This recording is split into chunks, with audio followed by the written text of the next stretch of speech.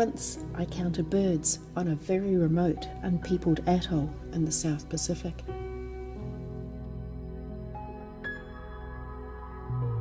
Only a few feet above sea level, this special place was crammed with life in every shape and colour.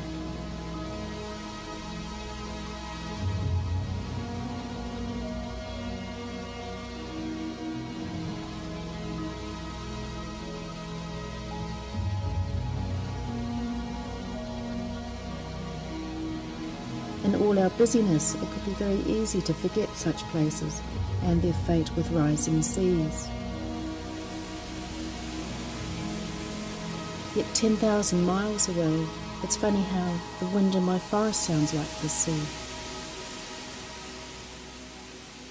It's connected, I think, each forest we tend, each small action we take.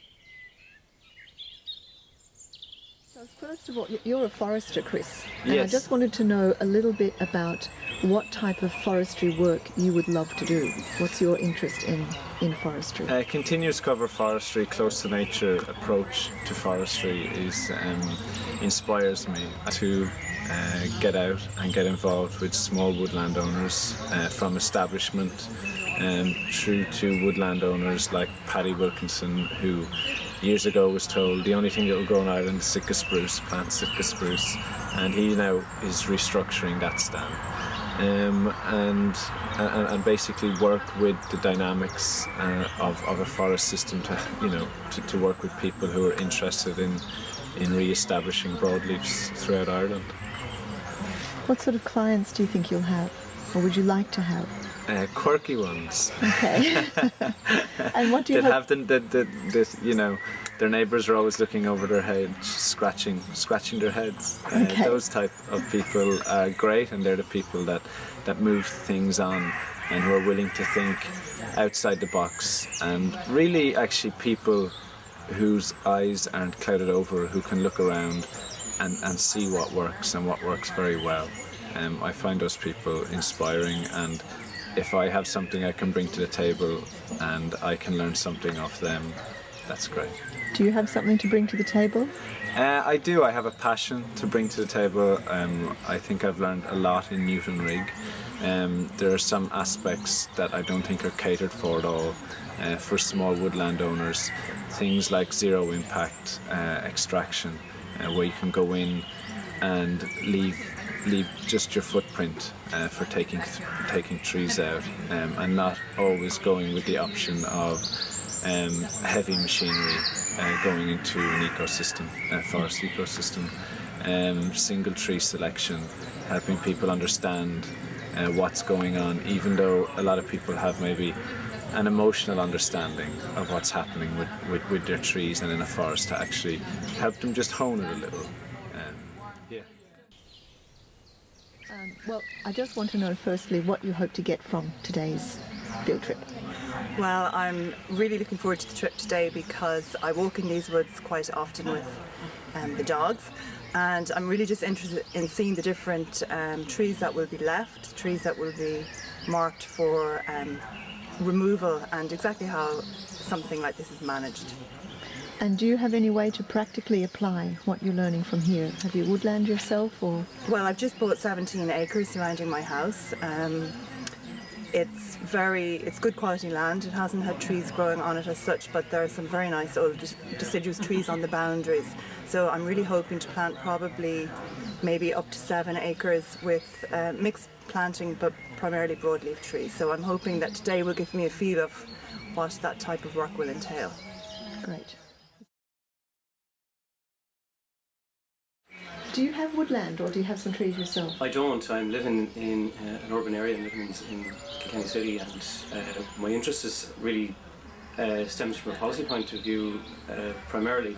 And I have planted woodland as well, some broadleaf woodland, as a landscape gardener, but also doing some forestry work. So I really have an interest in this from more just from the policy side of it, but also from the biodiversity side, really. Okay, so what would you like to get out of the day for yourself?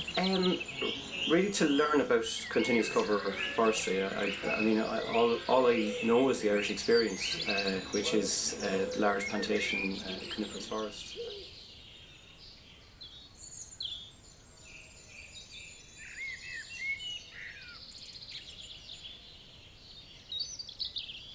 And what would you like to learn from today? What would you like to get out How of to today? do it. Great. Well, just at the beginning of the year, in January, we planted about 300 or 400 trees, mostly oak, and a few sweet chestnut, that we kind of serendipitously bought from a friend who had been nurturing them. They were about 14-year-old trees, and he'd been hoping to plant them as a wood himself, and when he found he couldn't, we bought the trees from him. So we've begun with that as the framework for a small woodland, probably less than an acre. And come the following winter, we want to fill that area up. And so I'd like to know a little about what species we should be looking for, and having planted them, how we should look to developing it so that it provides a real environment for creatures, and also something for all the people who live around about, more of a woodland than what we have on the mountainside at the moment, which is mainly, I guess, spruce. Great. So Martin, you're the landowner here, and I just wanted to know what you want from these woods. What kind of woods do you want to see it evolve into, and what do you want to get from it? Well, mainly I want amenity, you know, a natural looking wood, mainly broadleaves with some conifers, a nice mix basically. And we really just want it to supply us with firewood, and maybe the odd tree for, you know, if there's a really nice specimen tree. But on the whole, it'd be firewood and, you know, wildlife basically. If there's a really nice specimen tree to look at, or well, no, even for for timber? furniture or something. We know a lot of furniture makers, and it would be lovely to have, you know, a tree that one of our friends, our tree makes a piece of furniture, how small or whatever. But no, mainly it'd be for amenity and wildlife and that type of thing. Okay. And do you envisage doing the work yourself, or would you get someone in? Mostly, if a lot of thinning needs to be done quickly, then maybe I could get someone in, you know, like Chris. But on the whole, I'd try and do quite a lot for myself, you know. And how, you know, you obviously quite like working in this woods. How is it for you working in the woods? Yeah, I just enjoy being there and, you know, being in the trees and, you know, trying to think about where I'm bringing in light and, you know, how it will develop in time, you know. So. And what would you like to get from today? What would you like to learn out of today? You know, what I should be concentrating on in the short term, especially to get a nice mix and a growing forest, you know, with deciduous trees, and how to go about that, and how radical I need to be, and you know, do I have to take out 20% of everything, or can I do it in a staged approach, or that type of thing. Mm-hmm. Great.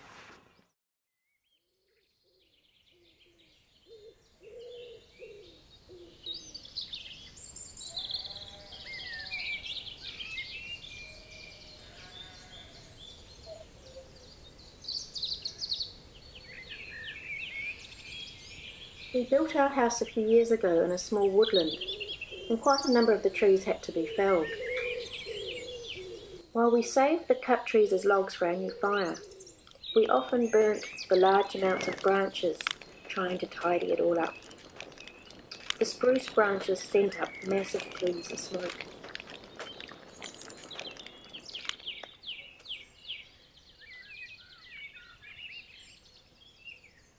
We've since learnt to mimic nature in managing our small woodland. Our branches now are left in heaps to decay, and we leave our brambles too, knowing they all contribute to our woodland's health. Following close to nature, instead of smoke, we now have this.